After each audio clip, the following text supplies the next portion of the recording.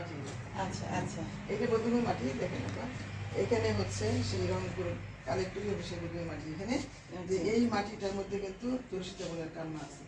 এই মাটিতে কিন্তু আপনার মা মানে বিধবা মায়ের কান্না, তারপরে স্বামীহারা কান্না, মানে কি বলবো পিতাহারা মেয়ের কান্না, এইগুলো এখানে সব কান্না আছে। এবং এখানে অনেক নির্যাতিত মানুষের কান্না আছে একাত্তরের সেই দিনগুলোর কথা।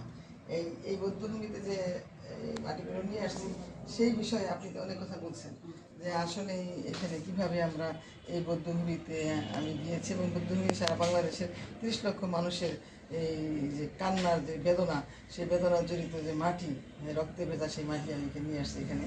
আর আপনি এখানে আসছেন আমার এই পবিত্র জাদুঘরের প্রাঙ্গণে, সেজন্য আপনাকে অনেক ধন্যবাদ। আপনি ইতিমধ্যে অনেক কথা বলেছেন, অনেক ধন্যবাদ আপনাকে। ঠিক আছে, এটা রাখলাম আর কি। এই